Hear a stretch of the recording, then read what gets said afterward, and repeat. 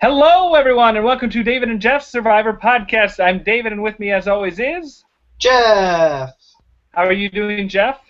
I am just fine and dandyful. How are you today, David?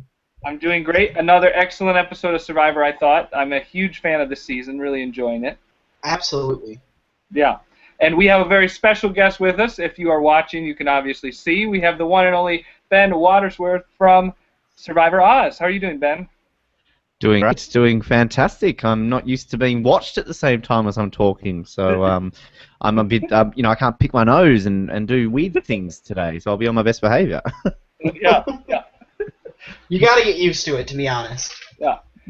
Okay, I'll remember that. I'll if I feel completely shy, I'll just cover my face. But yeah. Ben is an expert podcaster, but this is his first time using Google Hangouts, so. Yeah, it is. How's that for expert podcasting after doing this for how many years? And you invite me to Google Hangouts, and it's the first time I've used it. So I thank you for breaking my Google Hangout virginity. There you go. Yeah. We're glad you are willing to take that leap with us. Yes, and you've been nice and gentle so far. So thank you. But anyways, we're glad to have you on. Obviously, if you're a Survivor fan and haven't heard of Survivor Oz, you haven't been on the internet. So, but essentially, Survivor Oz it's Australia's #1 Survivor radio show? Is that what it is?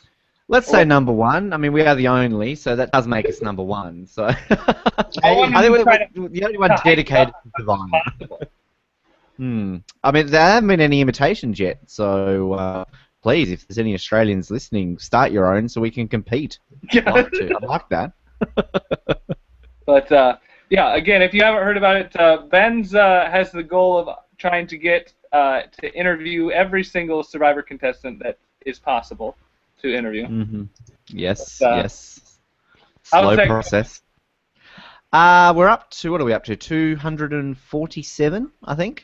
So we're over halfway. That's the main thing. But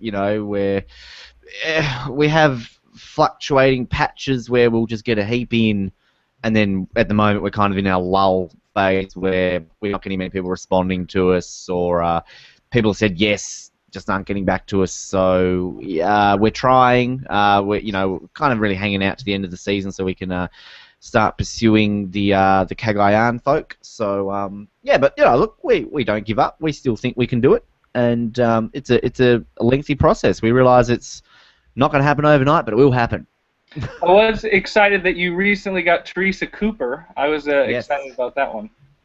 Yeah, she was great. She's been one of these ones that sort of had been on and off that we'd been talking for a while, and it didn't really happen because she's a flight attendant, so she's jet setting around the world. So to finally knuckle that in. I mean, there's lots of people that are like that we are constantly talking to. It just due to their lifestyle and sort of what they're doing and that sort of stuff, it just has never worked out. So to get in T-Bird was great. She gave a great chat, and very entertaining. It was worth the wait. Yeah. But let's talk some about Survivor Cagayan. What's been your initial thoughts of this season so far, Ben? I absolutely love it. We're in the lead-up phase to our award ceremony, the Oscars, and we get basically myself and all our helpers, the Oslets, to rank the seasons each year. And I've actually put it in my top 10. I think it's that great of a season already. I say best new season since One World. That's not that hard, as in new players. But I mean, I love One World. I'm one of the 3 in the world that do. But I think sort of it's just been very entertaining every week. You don't know what to expect. As soon as you think, oh, here comes the crappy part of the season, it's going to go downhill. It doesn't. I thought that with Blood vs. Water, but I think this is Trump Blood vs. Water. I'm sort of the first time I feel since about Heroes Villains that I've actually almost been counting down the days to the next Survivor episode, like just eagerly waiting to see what happens next. So yeah, I'm loving it. Yeah, I agree. I think it's been a great season. Now, will it detract from your top 10 if Cass wins? No, I don't mind Cass actually. Funnily enough, I mean, she annoys me sometimes, but she's entertaining. I mean, honestly, out of all the 5 that are left, there really isn't anyone that I could say that would win that would all of a sudden be like, oh, that takes it away. I mean, maybe Trish, but I don't think, no, it wouldn't. Wouldn't, no. What did you Am think? I alone there? Does everyone else hate Cass, or?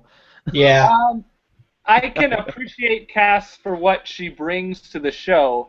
However, out of everyone, if she won, well, I'd be first completely shocked if people voted for her to win. But it'd be more like a WTF ending to me.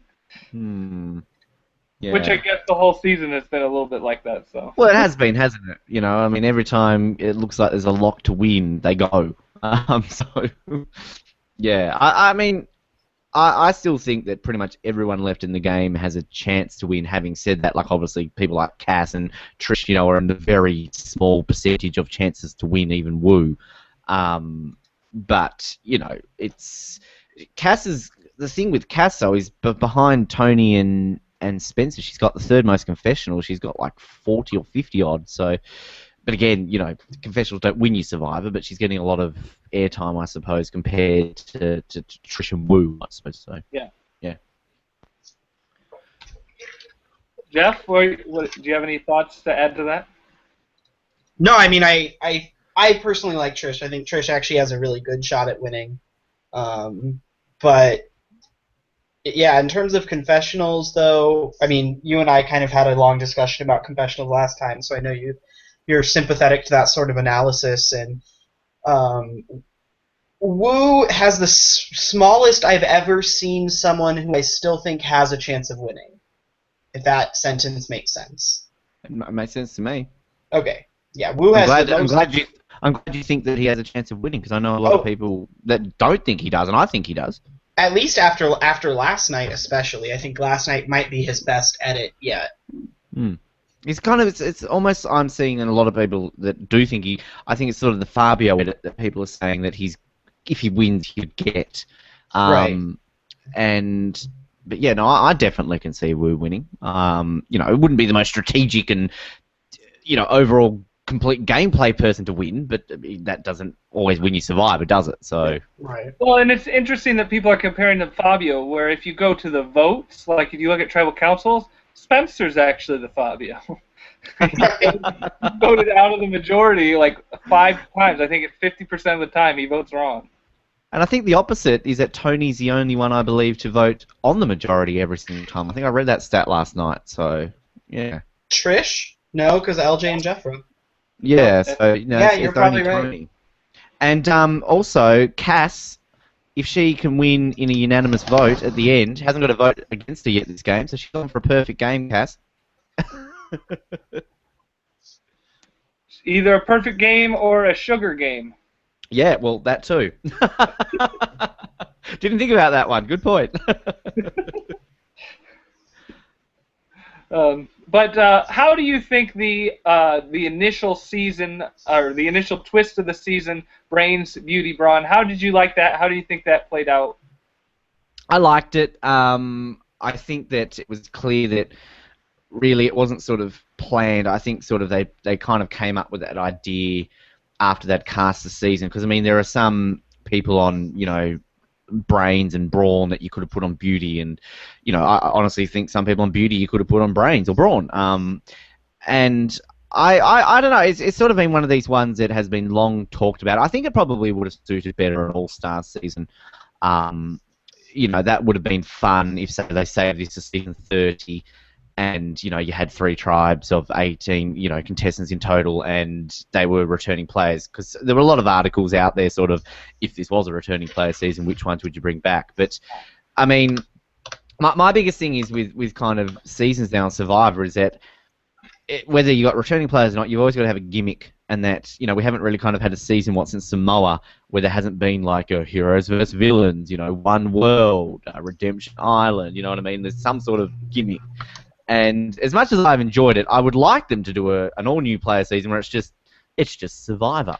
Like, there's no nothing versus nothing or something island, if you know what I mean. But, yeah. Well, that would require them going to a new location then. Yes. Well, that's true. Possibly next season, I've heard. So. Well, I just heard, spoiler, we're going to be talking about potential sites for next one. I just heard that they're going back to Nicaragua. I haven't heard that one. Am I allowed to say where I've heard, or is that too spoilerific? Well, I just told where I heard. So. Oh, okay. Well, true. Well, I've heard Malaysia, not Borneo as such, but somewhere else in Malaysia, or I've heard Cambodia. So that's what I've heard. Yeah, I think it was realityblurred.com where he had an article saying that it's going to be filmed in the same place as Nicaragua and Redemption Island. But there was a public notice on the beaches saying it's closed from April 21st through September 21st. Okay. And it was attributed to Clover Bay SA, which is a subsidiary of SEG International, which is the company. There you go. Sounds quite concrete there. Yeah. So unless he's completely lying, like he has a completely horrible source. Which we had a random one here in Tasmania that somebody went to a random beach in Tasmania and made up this press release that this beach was going to be closed for filming Survivor. And like I had media people contacting me because they thought like this was a thing that we were doing, like some sort of joke, and we were like, we'd never heard of it until somebody rang me up about it, and nobody to this day knows what the hell it was about. So it was so strange. So hopefully maybe this guy's doing that. He's yeah saying that. I would I'm not like, that's not the place where I'm really, oh yeah, let's go back to Nicaragua. Yeah. I mean, to me, I liked the season Nicaragua. It's not one of these ones though that you remember the location too much, because I think really from Samoa onwards, I know there's been 3 different locations, well 4 technically, because there's been 2 different in the Philippines, but they kind of gel in the same, don't they? Like tropicalish, islandish kind of whatever. Yeah. Well, and again, Nicaragua had really poor ocean conditions, so they couldn't do a lot of water challenges or anything. So that's also a little disappointing to me. Yeah, but exactly. Anyways, yeah, hopefully that one's wrong and we're going, somewhere brand new. But we could be going to Nicaragua, or we could be going to Malaysia, or we could be going, who knows, not America. Frickin' Ukraine, that's literal Survivor. Survivor Ukraine. Yes. It will turn into Survivor Russia halfway through, so. You just come on in the merge episode and the logos change. Survivor Russia. Yes. There might be, some gay contestants that Putin's just happened to, they've been voted out. The merge episode takes on a whole new meaning if Russia merges with Ukraine. Yes. And the buff's just the national flag, and the Ukraine flag to the the white, red, and blue. Not only are 2 tribes going to become one, but we're now going to have 2 countries become one. I have the president of Ukraine here, along with Putin. Jeff Probst, 2 countries forced to play it together. As long as one of the challenges is called Putin Says, I'm happy. Oh, look, we're working out ideas here. And also, they go to Europe for the first time. You've ticked off all the continents. There you go. There you go. Yes. And this would be called Failed Survivor Seasons. Yes, there's a whole article there somewhere. It can be a top 10 for you. Top 10 worst locations to have Survivor. Yes. Oh, look, you'd have to extend that, I think. It'd be like a part 1 of 10. Yeah, top 100. Anyways, before we talk about the most recent episode, any standout characters or standout moments from this season so far, besides this most recent episode, obviously? Well, look, obviously you say Tony, Spencer, but I mean, sort of pushing them aside, I mean, have we all forgotten about Jatia already? Sort of those crazy moments of Jatia. I loved Jatia, and I love the fact that everyone was so wrong about Jatia. that everyone pre-game, oh, she's gonna win. She's so good. Look at her. She's a beauty queen. She's now a nuclear engineer. There's no way she's not going to win this game. And yeah, she did the complete opposite of what everyone thought. And look, there's just been so many this season. God, just I think it's kind of almost a season where you're going to remember everyone as well. If you know what I mean. Like even the dull characters have got something about them, and then of course you've got Morgan, which we could just talk about for like 5 hours here tonight. But well, I talk too much on Survivor, and maybe we shouldn't. Yeah, she favorited one of my tweets yesterday, guys. Can I just say that she favorited one of my tweets? Well, congratulations! You're among an elite group. Yes, she's actually one of the very few this season that seems to reply to what people say to her. So yeah. Well, I mean, we'd let you talk about Morgan for 5 hours, but this is a family show, so. yes, very true. Let's talk about. Let's see if we can get 5 hours of Morgan's strategic ability. Sure. Well, yeah, maybe not. The first 2 or 3 episodes, maybe. After that, yeah. Yeah, I think this season has had so much that even some on a normal season, some bigger moments, like I even tend to forget. Oh yeah, Trish and Lindsay had this whole big thing, and Lindsay quit. Like I even forget that. Like that was a pretty big thing at the time. But I mean, like so much has happened since then that it sort of just slips your mind. Well, it's kind of all about the Cass, flip sort of that everyone was so against when it happened, and everyone hated on Cass. I mean, sort of back to what we're saying, people still are hating on Cass, but that move seemed to get forgotten within a couple of weeks, if you know what I mean. It's not kind of like the Cochrane move, which was just being talked about still week after week. Yeah. So I mean, I suppose that goes to show the parallels between a season like South Pacific, where maybe all they had was Cochrane's flip and Coach, and whereas this season there's so much happening that something as big as that is just pushed aside pretty quickly. Yep, I agree. So let's talk more about specifically this most recent episode of Survivor Cagayan. What did you think of the whole Cass versus Tony fighting? To me or Jeff? Did Jeff want to speak? I feel like I'm talking too much here tonight. Oh no, I speak all the time. Okay, well, all right. Chime in though, because I feel like I'm talking too much. Yeah, it was fun to watch, but kind of cringeworthy because particularly the whole, oh, Tony called me a bitch, and then like she was so adamant that she was called that, and then it just turned into this fight, and for the first time this season, Tony's pretty much telling the truth. And it was kind of, you felt for Tony because you could see how much he's. I didn't call you that. I didn't try and do his voice there.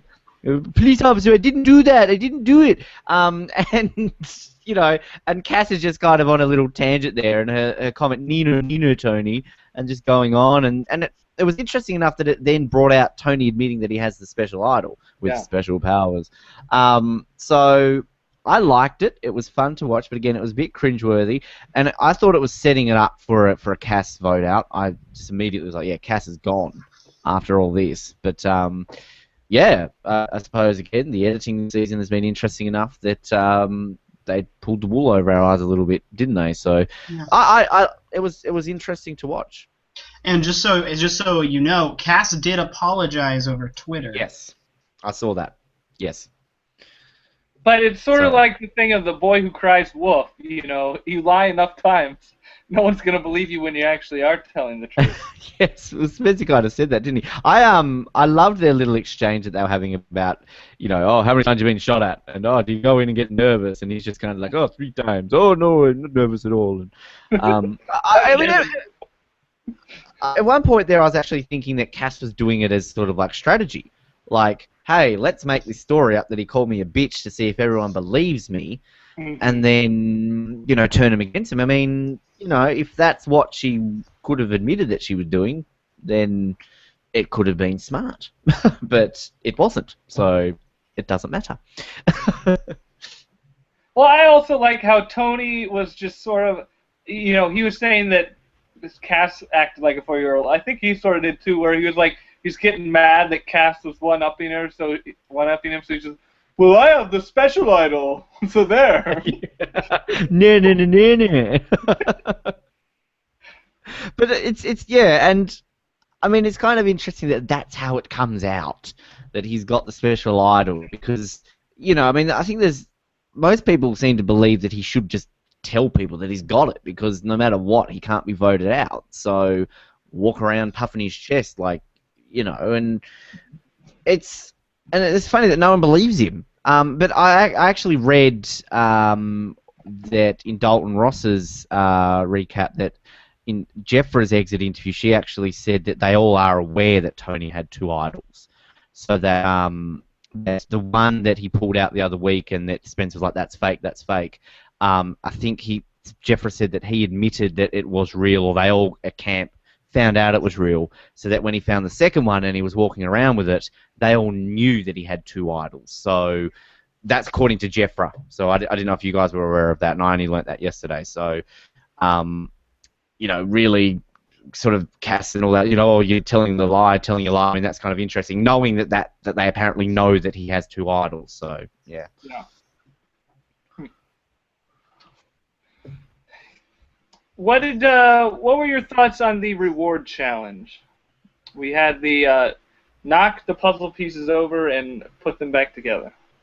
I actually really liked it. I mean, correct me if I'm wrong, I think that was the first time we've ever seen that challenge, isn't it? So, I mean, we've had kind of similar-ish ones, but I really liked it. I like it when we get a new challenge, and it was something a bit different. The comeback was great from Spencer and that, and absolutely loved the reward, because I love cultural visits to sort of see the location that we're filming at, and sort of, you know, going back to what we were saying before, that, you know, we don't get new locations anymore, so it's rare that we see them. So yeah, it was great. I loved it, and you know, the result was interesting. I saw them being able to strategize and go off on their little trip, and yeah, I really enjoyed it. Yeah, I love these. I'm so glad they finally went back to not even a cultural challenge, but also one where you're helping out the community sort of a thing, because it's been a long time since we've had one of those, I'm pretty sure.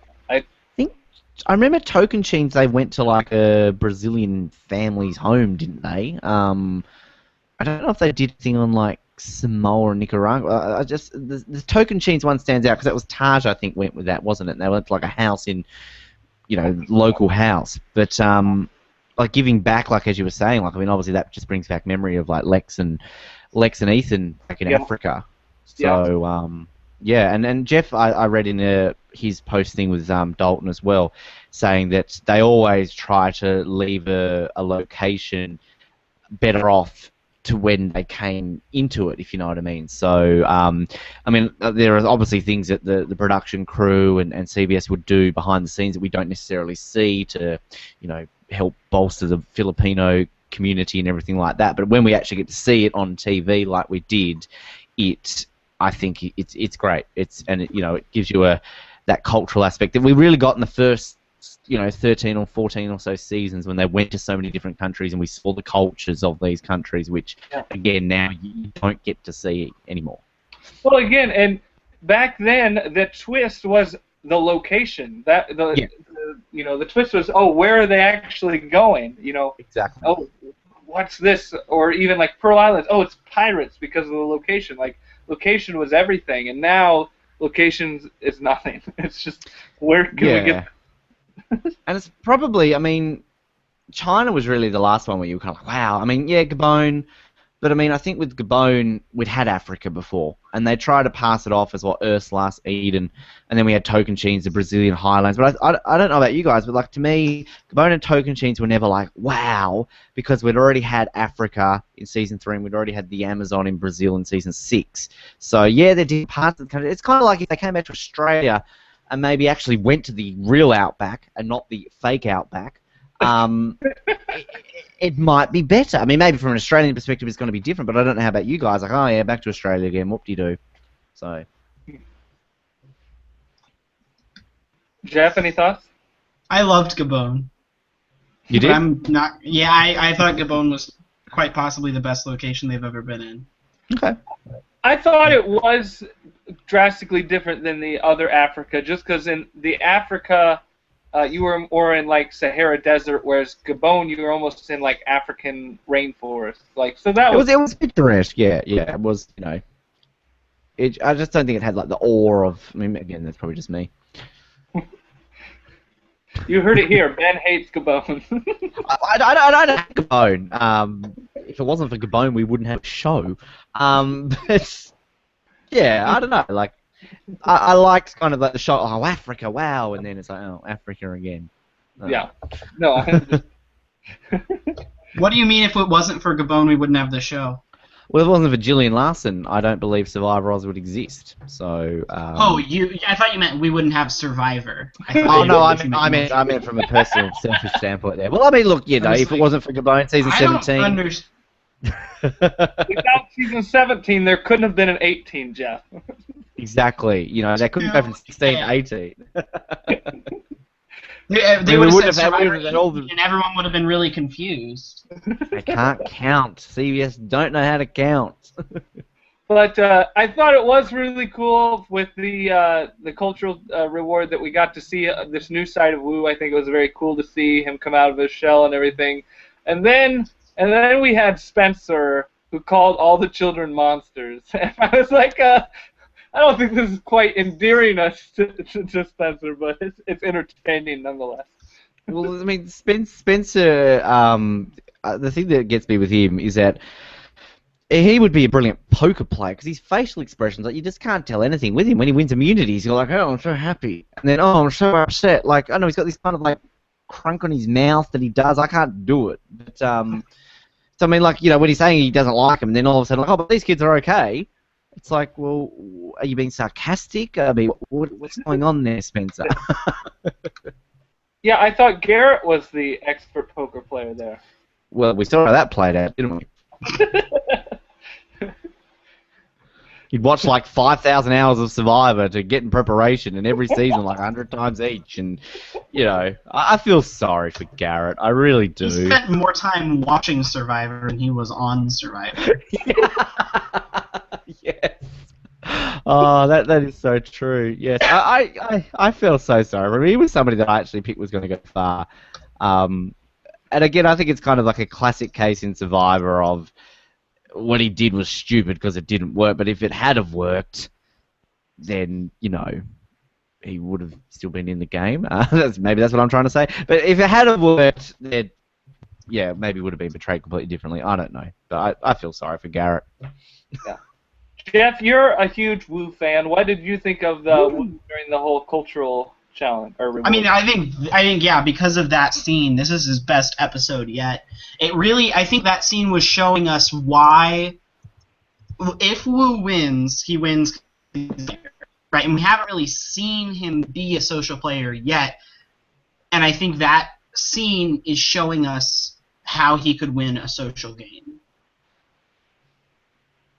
Yes, because he's obviously not going to win the strategic based on the next scene that he's in. Right. Yes. Yeah, I'll definitely consider that. I mean, couldn't you imagine him, like, if his girlfriend or somebody proposes to him or that, like, oh, well, I love you, will you marry me? Well, I'll definitely consider that. I just liked how they edited it to have like 30 seconds of dead silence and Wu just... My favourite Wu, there's the two Wu moments this episode. He's handing out the book bags and he's like, yeah, book bags, woo! He actually says woo. I love it when he says woo. I know, it's awesome. And then at the opening bit when Cass is saying about the whole bitch comment, and they're sitting in that little the shelter, and Trish is like to Tony, like, yeah, they all heard it. Trish heard it. Wu heard it, and Wu's like, me? Like, the look at his face where he's like, me? Wu's great. I love Wu. I also love when Cass was explaining it.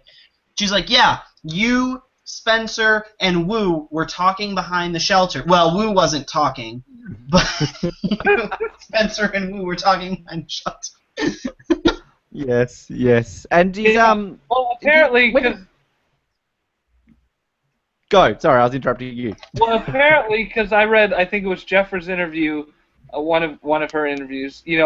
Out there, like I think Cass even said it in this episode, Wu he was like ninja and stealth and was just so quiet and wouldn't really say anything to a lot of the people. I think he probably talked more to Tony and maybe Trish and everything, but for a lot of people, he was just more that silent. I think Jeffrey used the word sneaky, just sort of Sneaky. just sort of there and more aloof. So Well, Wu has had more confessionals than Trish now. So, yes, by like one. But yeah, but I found that kind of interesting because Wu's kind of, most people say like the invisible person, but when people talking about Trish's game, Trish's kind of turned invisible in like the last month. So yeah, it's interesting how they've edited. I'm very happy that they haven't turned the editing into like they did with Russell Hantz with Tony, where they're just showing. I mean, he had a couple episodes there where he was the star, but if you look at this season as a whole, there were quite a few episodes where he wasn't one of the main characters, which I appreciate, that we're getting a wide variety. Well, this is the thing too that I find fascinating is that everyone was sort of starting to go like, oh, this is now the Tony show. This is like this, blah blah blah. But before this episode, we had 3 episodes in a row where every single person got at least one confessional, and at this middle point of the season, that hadn't happened since China. I think I worked it out. So, Tony's got a lot of confessionals. Spencer's getting a lot of confessionals, but at the same time, everybody else is still getting at least 1 or 2 an episode. Trish didn't get one this episode, so I mean, it broke that streak. But yeah, like with Russell, I mean, the guy's gotten 108 confessionals. Natalie, I think, got 19. He had 2 episodes basically near the end which he didn't have any confessionals. So that's the unbalanced nature of that. Whereas, Tony now, 69 confessionals he's had for the entire season. But I mean, Cass has had a confessional every episode. Wu's only had 2 episodes where he hasn't had a confessional, So, I mean, Trish has had now 3. But still, it's kind of. I mean, Tasha had at least one every episode. So there's consistency there. That we're getting dominance from 1 or 2 people, but still getting other people having a say. Yeah. Do you think that? Well, let's jump ahead a little bit. Do you think that Cass and Wu made the right move of voting Tasha off and not doing the whole idol flesh scenario? Yes, because Tasha and or Spencer get to the end, they win. And they know how strong she is at challenges. She loses a challenge, you've got to get rid of her. I love Tasha. I thought Tasha was going to win for the last 2 or 3 weeks. So I was sad to see her go. But absolutely, but particularly that Tasha's kind of putting that out there into their head that Tony's the next Russell Hantz. And in my mind, Cass, the only way I think Cass could win this game is if it's a final 2, she's with Tony, and the jury is so bitter against Tony that Cass will win. So I think maybe Cass is possibly also thinking that she's also thinking, well, Tony's, whatever. I mean, the thing that really kind of surprised me, and again, it maybe wasn't shown because it didn't pan out the way that they initially were showing it, and maybe Tony was planning on doing it, is that I would have assumed that Tony would have given his second idol to Trish, so that he could play his super idol, and then that basically negates any votes against those 2, obviously. So then Tony and Trish can decide who goes home at that point. And I thought then Cass was going to go home. But yeah, absolutely, they made the right decision because, again, having said all that, if what Jeffrey said is true and they know that he's got 2 idols, they might have assumed that too. So had they just ignored that fact or whatever and tried to risk it, then ultimately one of them would have gone home anyway. So. It's smarter, yeah. And it wasn't strategically. I think if Tasha was in the finals, no matter who she was up against, she was probably going to win automatically. Yeah, absolutely. And I still think Spencer, if he's in that final tribal council, no matter who he's up against, he will win. It's the underdog story. It's it's the Denise from Philippines. It's if Rupert or Jenna had got to the end in All Stars, they were so bad at the start of the season in terms of their tribe. Once again, we're seeing in this 3-tribe season that tribe that sucks so badly at the start, that loses all the time, always gets at least 2 people in the final 4 in the first 2. I mean, we've definitely got at least 1 Brains member in the final 4, potentially 2. So again, it just goes to show that generically on these 3-tribe seasons, you always get the sucky tribe having at least a couple of people in that final five, final four. Yeah, if Spencer could pull this out and win, I would say that this is the best underdog comeback story since Vanuatu. So it's a good point, because I mean, Spencer's every time it looks like he's all of a sudden found a way to get into the majority or get in control, gets ripped underneath him. And I really, unless we're not seeing it, I don't think anybody out there, it doesn't seem to be anyway, is kind of seeing Spencer as playing a strategic game. It almost looks like people just assume he's surviving. But yeah. I think he's very underrated in what he's doing. I think he's playing brilliantly, Spencer. And the fact that he's still there, I mean, if he wins as well, there's been 2 golden opportunities to get rid of him, hasn't there?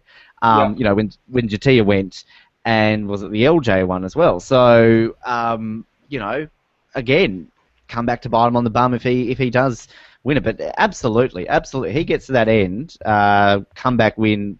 Yeah, I'd probably agree with you. Best underdog. Although Fabio was fairly underdogish. Underdogish? Is that a word?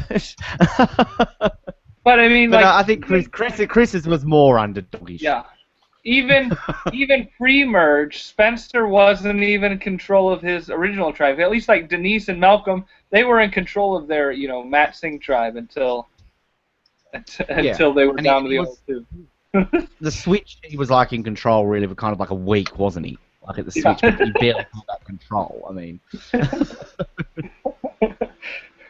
But yeah, so if he managed to pull it out, because he's still the underdog. It's been this so far.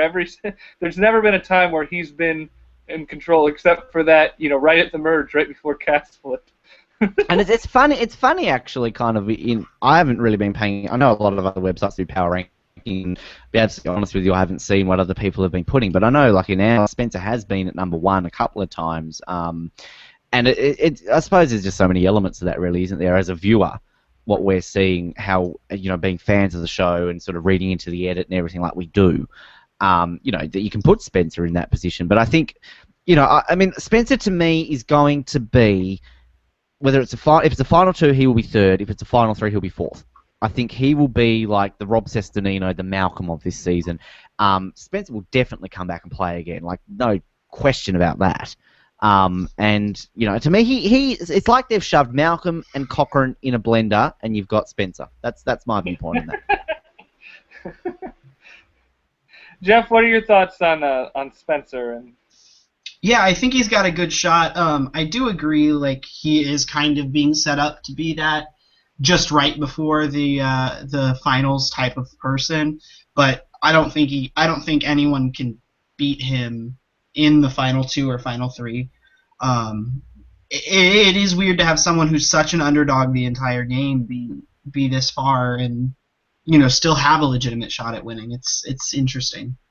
I'd love to see him win so that he can say to Jeff Probst, because Jeff Probst said before the game, there's no way Spencer will win this game. So I would love to see that happen so that Spencer can stand up. Because I know Spencer's a huge fan of Survivor. I'll be like, Probst, this is what you said about me in your face. Yeah. What were your guys' thoughts on the immunity challenge? I mean, we've seen this challenge before, but I thought they just did a really good job of editing it to make an essentially boring challenge pretty suspenseful and entertaining. I think Jeff. Yeah, I really liked this immunity challenge. I think it does a good job, especially when they do it like they did this time, where it combines the physical and the mental. Because you could tell they were gassed at the end of this challenge. It is a little bit boring to watch people count stuff, but they made it, like you said, as exciting as they could. Well, I mean, I was on the edge of my seats. I wasn't bored, but you look at the premise of, this challenge, they're going to run, count things, and come back and record the number. Right. No, I think if they had done something where they let the audience know what the numbers were and then showed us like what people were putting, so we could have gone along with like the no, yes, oh no, oh god, like that type of thing, along with the people, it might have been a little bit more interesting. But I don't know. Maybe not. Maybe I'm wrong. I mean, to me, the music is always a giveaway, isn't it? That when they sort of have them there and they're about to like pull out the little pole thing, and they've got that tense music. That generally they build it up enough that you think. But having said that, like there was that moment when Tasha looked like she was about to win it, like 'cause the music was kind of like dun dun dun dun, and you see her about to pull it out, and you're kind of expecting it to be like, you know, Tasha wins immunity, but she didn't, and then all of a sudden Spencer wins it. So Yeah, I thought they did a good job with the music psyching us out, because there was that. I think there was another time with Tony where I was like, oh no, Tony's gonna win. No, wait, no, the music was wrong. It kept And going. I got so excited when I thought Tasha was about to win it because I love records and stats, and I wanted her to, you know, equal the record for women's immunity challenges in the season. And the fact that Jeff Probst mentioned Kelly Wigglesworth in an episode of Survivor 14 years later after she played, I had the biggest smile on my face. So, like, I was like, oh, for the record, I was like, yes, Tasha's going to do it. Because I was all at that last season with Monica, being Monica's only fan in the world. She was going to like her fourth immunity as well. But these women are getting so close now to that magical 4 number, and I'm waiting for somebody to get to the 5 and sort of join, you know, Colby, Terry, and Tom. So, so close for Tasha. But other than that challenge, yeah, it was, as you guys said, you know, a potentially boring challenge was, you know, made to look kind of interesting. Yeah. The only one that they do that I think is absolutely boring that they haven't redeemed and made interesting to me is the one where they have to put the numbers 1 through 100 in order. I'm like, now we're just counting. That is the worst challenge in the history of Survivor. Like, I would see, you know, the Medallion of Power return for something rather than watch them. I mean, what sort of challenge is that? But to be fair, first they have to collect the bags and then put the numbers in order. So I mean, that adds a little bit of tension. They should have to put them 1 to 100 instead of like actually having the numbers. They should be written, and they should be written in French. or even have like dots randomly placed on the tile, and the number of dots represent that, because that would take a long time, especially if they weren't in like rows of 10, but if it was just random dots throughout, like that might actually be something. Well, it might be harder for them, but I don't think it would be any more entertaining for us, even if that's true. But it's also like the word endurance challenges when they pump out these like stand on a thing for whatever, and they edit it so it looks like so much time has passed. You feel, oh, they've been out there for ages. 20 minutes pops up on the bottom of the screen. And like, you know, 15 seasons ago, that was 4 hours.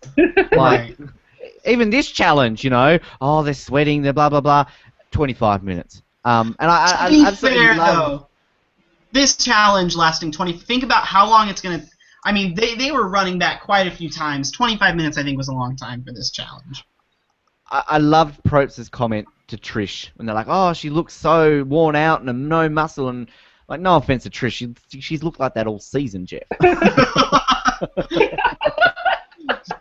Like, you know, when Trish walked on the island, Jeff Probst mistook her for Sarah or something. Who's this? You know. Apparently, we get to see, you know, the whole Lindsay Trish back. This time against Cass next episode. I'm looking forward to that. Long overdue. Can I add that? We've been relegated to you know, Trish wanting to look for papayas and saying that Spencer looked skinny. Any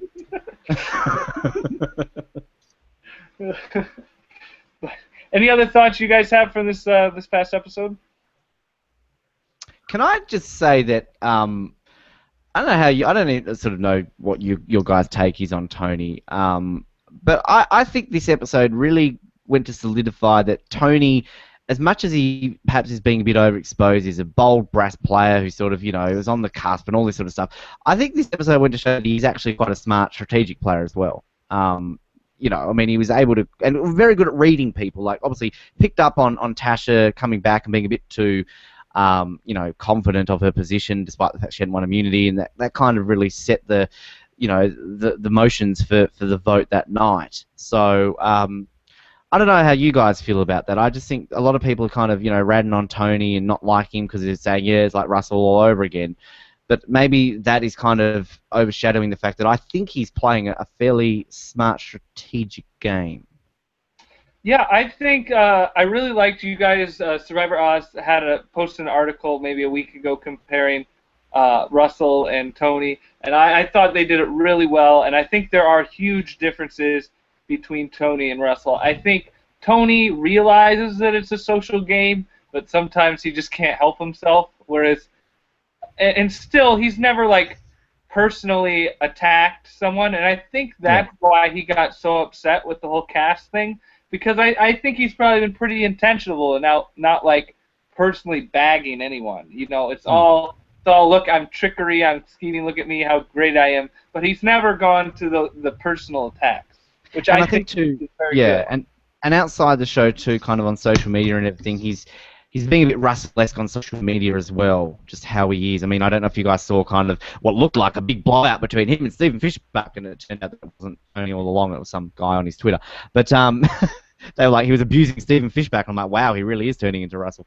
But yeah, I mean, you know, in all fairness, and I don't want to sort of sit here and talk about Russell all the time, but, you know, I think if Russell had only ever played Samoa, we would be different thoughts on the man. You know, obviously playing another 2 times since. But I see the similarities, but like as you said, I also see differences. I mean, I've seen people comparing Tony to Austin Robb instead of Russell. So, yeah.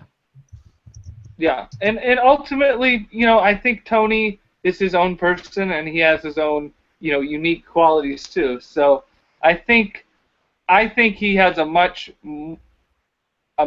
closer chance of winning the game than definitely Heroes versus Villains Russell, and Oh, probably absolutely. Samoa Russell. But I mean, It's all down to the jury, isn't it? That's what I find. Like, I mean, we saw the reactions when Tasha was talking about Tony of like Sarah Morgan and Jeffra. You know, they look like clearly they're not going to vote for Tony. yeah, And I mean, to be honest with you, I really do think Tony can absolutely win this game. And I would love to see Tony win this game, not only because I like the guy, but also because I'd love to see someone play a game like Tony and win. You know, so it kind of goes to prove that you can kind of play Survivor like that and still win the votes on the jury. But yeah, I think it's. I mean, he's essentially a lock for Final Four because I think it's the last time he can use his idol is the next vote. If he can use it post Final Four, which you Correct. never usually are, you can only use it next. So yeah, so I mean, guaranteed Final Four. So like, you know, I think he's a fairly safe bet to be at that final tribal council. It's just going to come down to the jury and how Tony handles the jury, if you know what I mean. yeah, and if Spencer's there with him. Oh, well, exactly. Spencer's there, no chance. So yeah. Jeff, what are your thoughts on Tony? See, I've been of the opinion ever since the new Solana tribe that Tony actually didn't have a chance at winning. And the hints for that are when he screams like Final Five, and stuff like that. Cheers during tribal council. I agree with you guys that he's conscious about like not, you know, not calling Cass a bitch or not, you know, yelling at people or making people feel bad.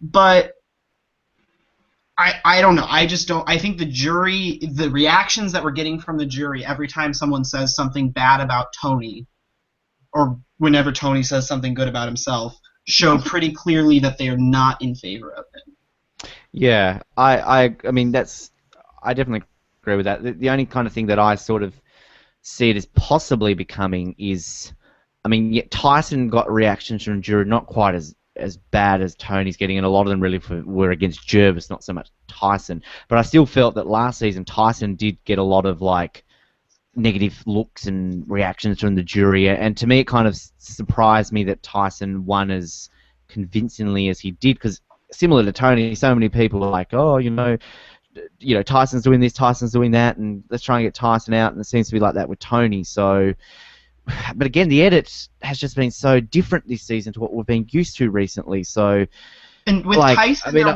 wasn't really an alternative, I don't think.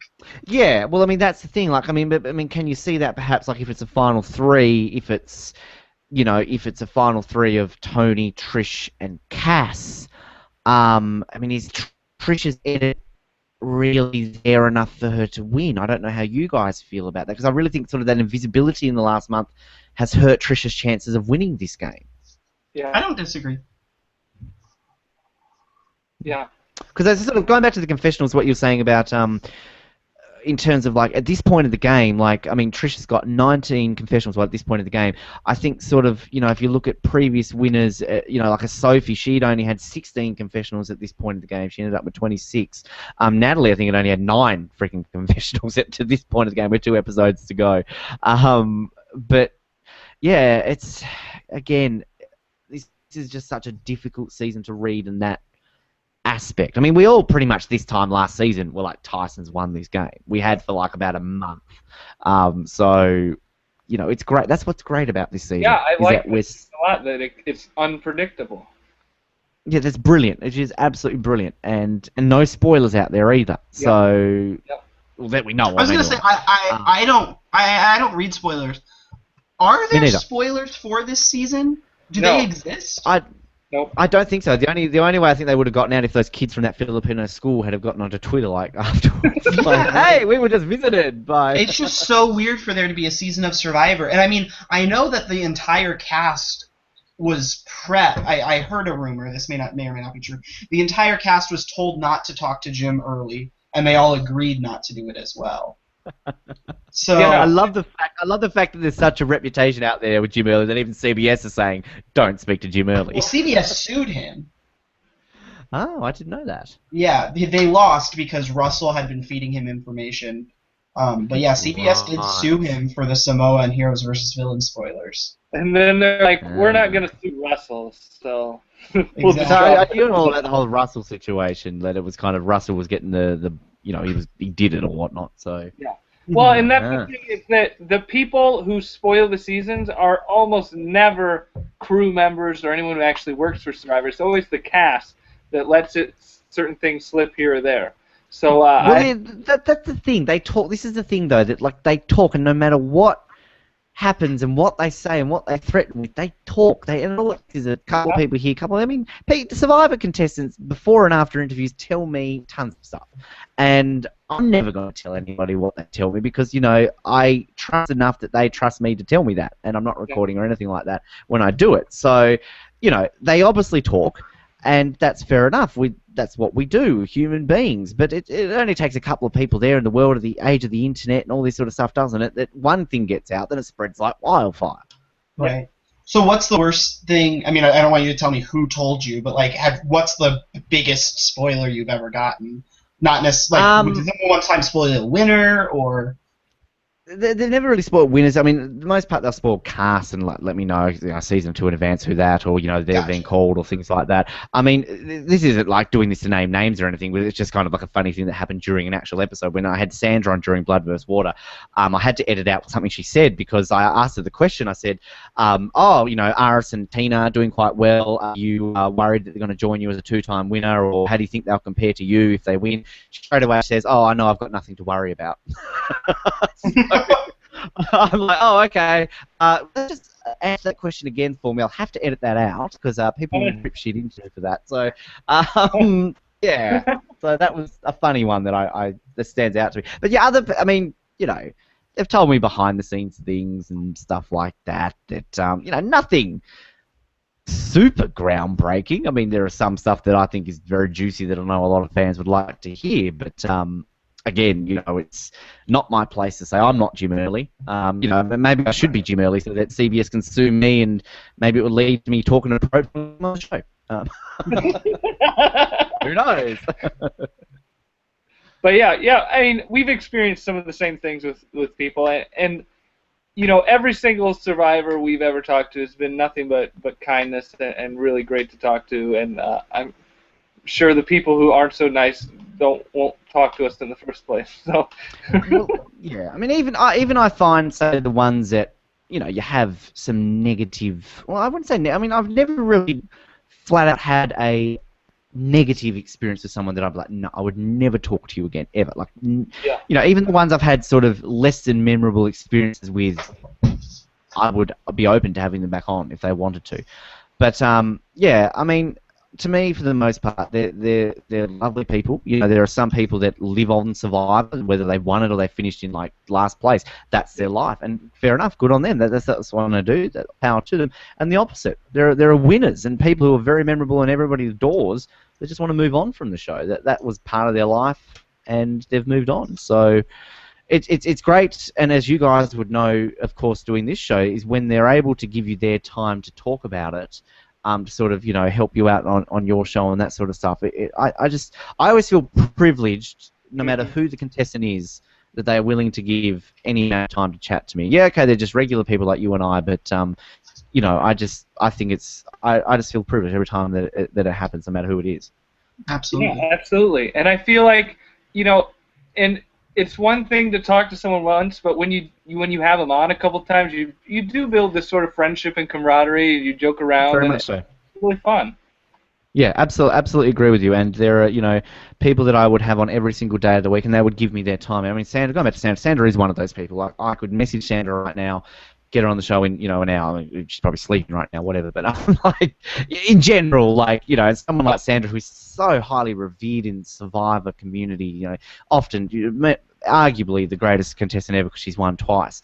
For her to just be that kind of connected with the fan community, the media community of Survivor, I just think is amazing. I mean, that would be like if Michael Jordan was just, in the NBA circles. Oh yeah, I'll do a random podcast in Australia, Right.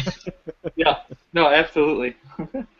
But well, we thank you for coming on and talking about Survivor with us. It's always a privilege to have you on. Before we let you go, though, we want to continue our Survivor tradition here of having you go head-to-head against Jeff in a Survivor competition.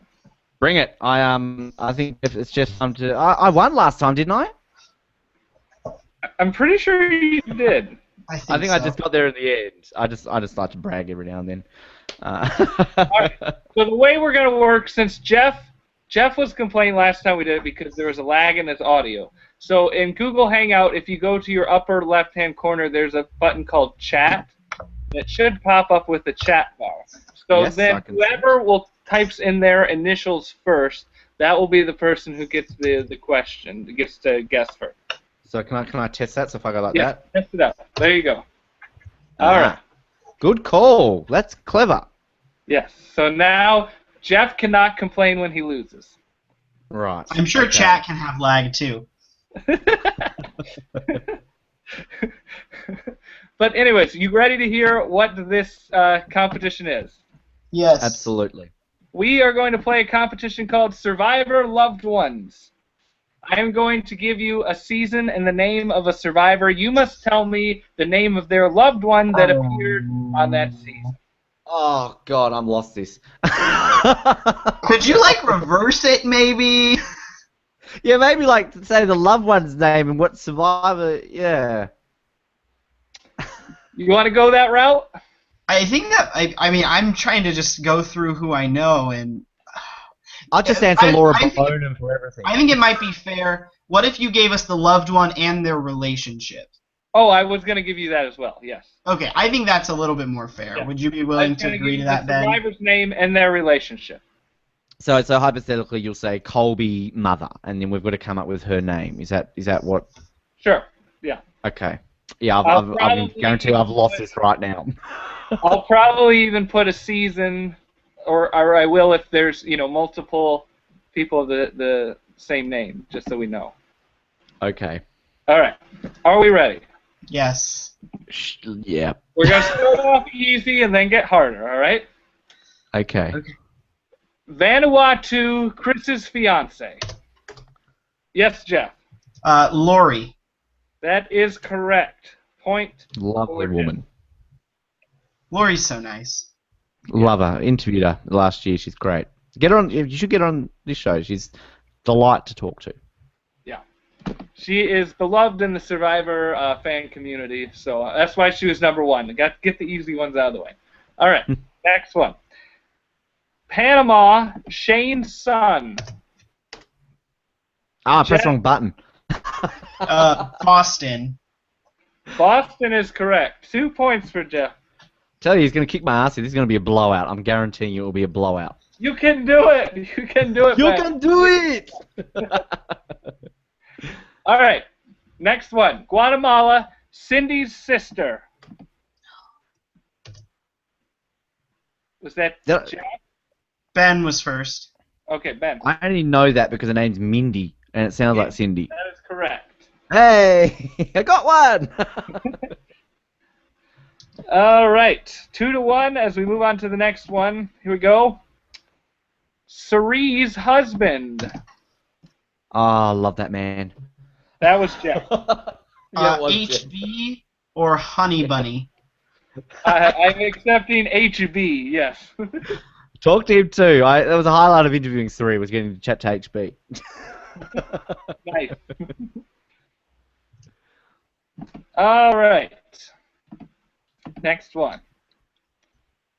South Pacific, Brandon's father. Oh. That was Ben, right? Yeah. Had to be me that time.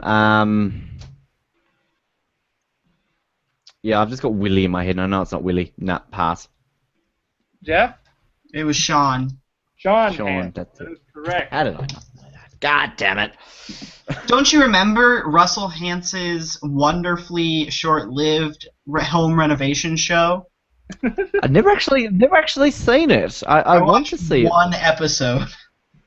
And is that enough to watch one episode? It was enough. Okay. All right, 4-1. There's still lots to go, so you can make a comeback, Ben. Here we go.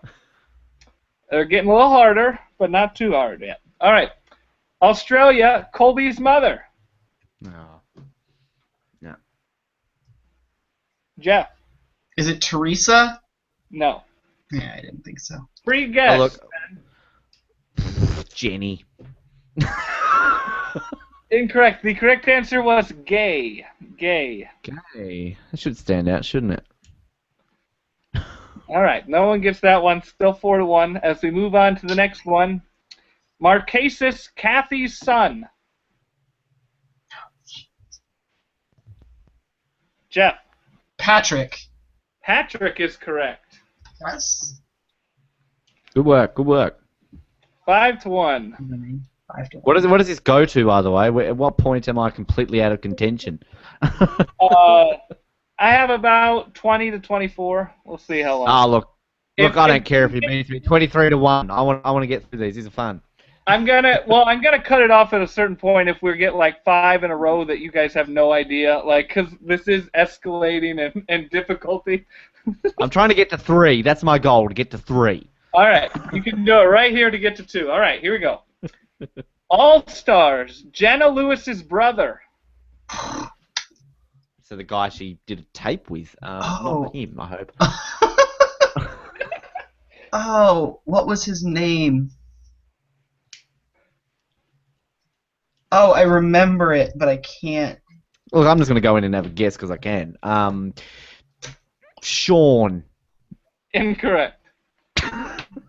Free guess for Jeff. It was something weird. I don't remember what it was, but Billy. No. Jai. J-A-I. Jai. Ah. Jai. I remember because I remember him like taking a drink of water and Jeff Probst going Jai. Oh, actually, I've just remembered a couple of family. I hope you bring them up. Actually, sorry, I'm not going to spoil it. Okay. But sorry, I'm just going to be excited thinking about previous loved one visits. Get ready. This is the next one. Gabon, Bob's wife. Jeff. Ah. Peggy. Peggy is correct. You know that you can't ask a Bob Crowley question against me, David. I will always get it right. All right. Lovely woman, Peggy, as well. Can I just add that? Hello, Peggy. 1, 2, 3, 4, 5. I think that's 6 for you. 6-1. So we move on. Next one. Karamoan, or no, sorry, not Karamoan. Philippines, Malcolm's brother. I'm going to say Lisa's son. I remember that. Brother, actually, wasn't it? Not son. Yeah, his brother.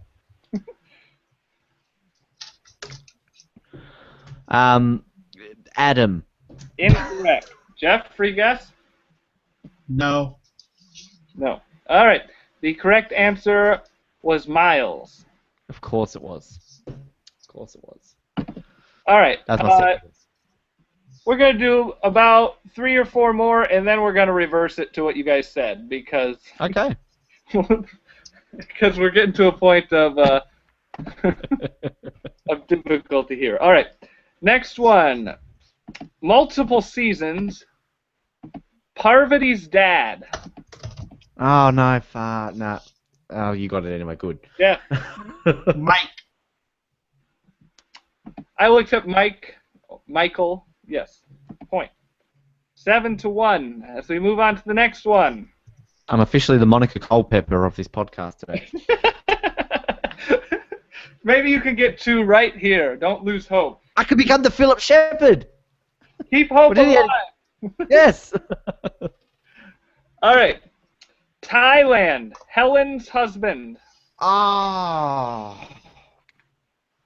Like the second greatest season in the history of the world. No.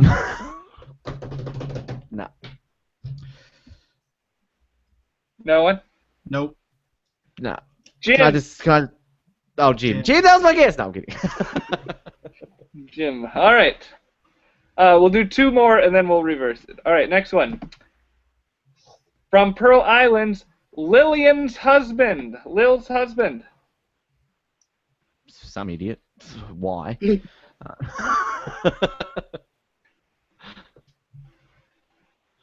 Mr. Morris.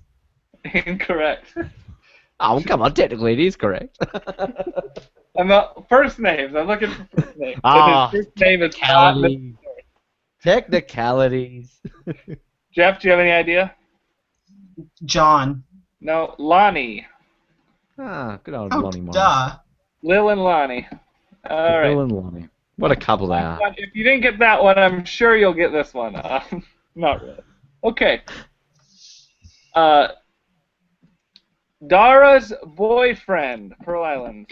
If Dara didn't even know it, how are we supposed to know it?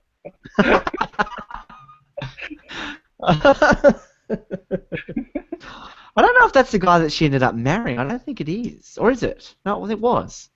They were engaged, weren't they? Or were they Well, just no, dating? she's married. She's got a different last name. She's had a kid now. I'm just trying to. I can't remember when I interviewed her whether that was a guy. Time, they were just dating. But I'm just trying to think if they are married now. Or there was a different guy that she married. Anyway, look, I can't. I don't know. Some Alright. lucky guy, very lucky guy. All right. It was Bradley. Bradley. Okay, we're gonna switch it up now. I'll give Okay. you the loved one's name, and I'll give you the season that they were on, and you tell me what survivor is their loved one. How's that? Okay. Okay. That's. All right. The next one, Vanuatu, and the loved one's name was Susan. Yes. It goes to Ben. Amy? Incorrect. I think that's Chrissy. Jeff. Right? What? Scout? No, the correct answer is Eliza. Eliza's mom. Ah. Hang on. I feel a bit more comfortable with this one guessing though, because Now you at least have a shot of guessing, not just a random. Yeah. Bob or Sam or Jessica, like. Yeah. All right, next one. This could be your second point here, Ben. All right. Thailand, and the loved one's name is Jenny. I think that was Ben. It's got to be Brian, isn't it? No, Oh, what? that's Cece. Cece. Oh, it is too. What the hell, Ben? Oh, Ben, you haven't been watching your adult videos. no, I haven't. I feel like I've let down the Lord and Master Heidick. I've got to go shame myself somewhere. All right, Jeff. Jenny would have been... Give me an answer. Jan. No, the correct answer was Jake. That's Jake's wife, Jenny. Ah, that's right. Their emotional reunion. All right. Anyways, next one. Maybe this will be Ben's too. I'm just going to say that for every single one. All right.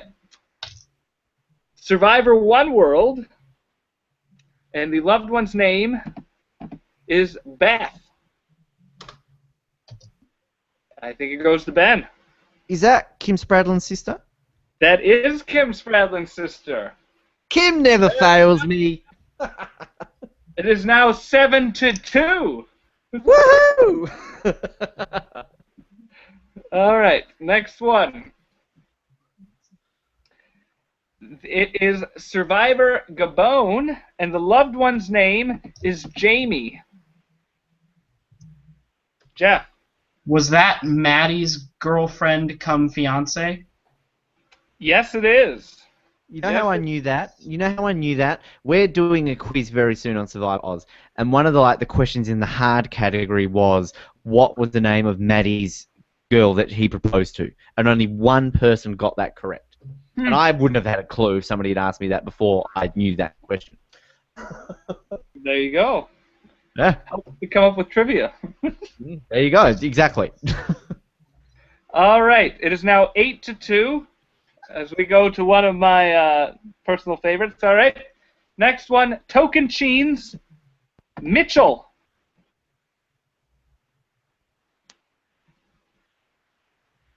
Jeff. Was that Aaron's relative?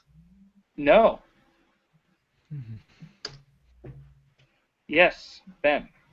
Coach? It is. That is Coach's assistant coach, Mitchell. I was just thinking, of all the people that were there, I remember Coach had, some guy come there, so yeah, there you go. Is that my 3? I've got my 3! Yes! You got your 3. It's now 8-3. Anything else is a bonus from here on in. Next one, One World. The loved one's name is Robbie. Jeff. Was that Kat's cousin? That was Kat's cousin. That's what I was going to go for. Good guess. Good answer. 9-3. As we move on to the next one, Survivor. Well, I'm not gonna say the season, and then I'm just gonna give you the name, and then if you both fail miserably, then I will give you the season. How about we do that? Can I guess? Can I jump? Can I guess before you give me it? Can I just be a real smart ass? If you really want to, I guess you can, but then it opens it up to Jeff. Well, look, I'm willing to risk it for my 4th point. Okay. Is it Laura Bonham? Is it Laura Bonham? No. Oh, look, there you go. See, look, you can see where I was coming with that. I'm happy with my guess. I'll take it. All right. The loved one's name is Fernando. Oh. Is that Lydia's brother? No. Since you both already guessed, I will now give you the season. It is Heroes versus Villains. Jeff. That was Sandra's brother. Sandra's relative. Sandra's uncle, Fernando, correct. See, I wouldn't. Yeah, no, wouldn't have got that. 10-3. All right, we're closing near the end here. All right. Thailand. We're going back to Thailand, Ben. The loved one's name is Alwan. Alwan. Yes, Ben. Ted. That is Ted's brother, yes. You got 4. You beat your goal. Oh, look, just, got to achieve high in life, don't we? Yep. All right, next one. China. Loved one's name is Robert. Ben. Is that Courtney's dad? No. Jeff. Was that Denise's husband? That was Denise's husband. Did Courtney even bring her dad out? Who did Courtney have that season? Did Courtney have anyone? I know Todd and Amanda had their sisters. She had a loved one. I don't remember who it was, though. Yeah. Yeah. All right. Only 2 left. This next one is 2 people, and I'm just going to tell you the names and not the season, all right? John and Arlene. Ben. Guessing it's from Karamoan.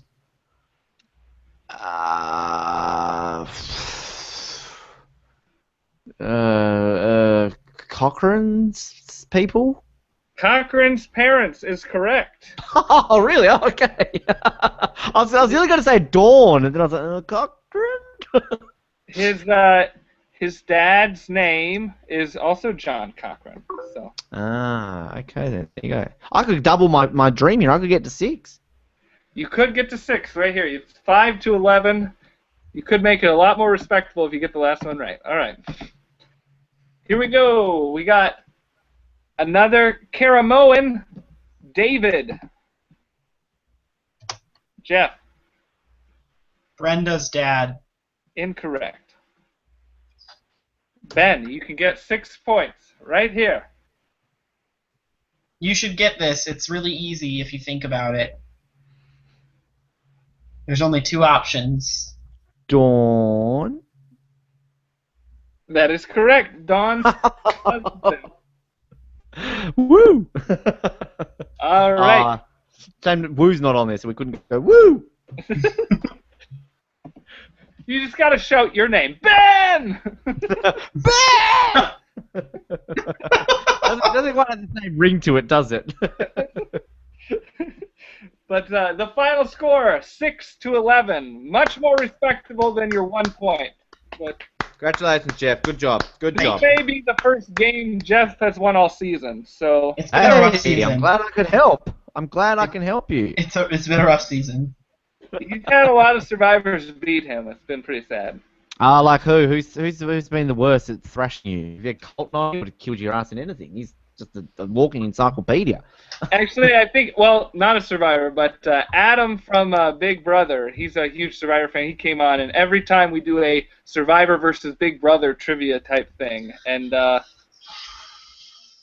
Now, I want to be very clear about my competition with Adam. It came down to 1 point, and the last question was about Survivor versus Big Brother challenges, and the last question was a challenge that Adam competed on. It was his last challenge that he lost and that sent him home, and that was the point that I lost on. no, it was the challenge that he won.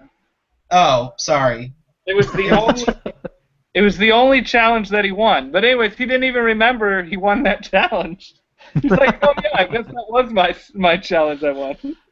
Look, if you want an absolutely guaranteed blowout victory, put me on one of those episodes because I've never watched an episode of US Big Brother in my life. So there you go. I could tell you, Willie Hance, Hayden, Rachel Riley, and the evil Dick guy I've heard of. So that's about it. Yeah, I try to cater to whatever guests we have on. So, if we have Yao Man, maybe I'll throw in a science question or two. Well, I'll take you on an Australian Big Brother trivia. Considering I know nothing about it, I could be asking very obvious questions. Was there a Australia version of Big Brother? Yes or no? But anyways, congratulations, Jeff, for winning. Thank you so much, Ben, for coming on. It's been great. We always enjoy having you on. It's a blast. You want to tell everyone where they can find Survivor Oz before you go?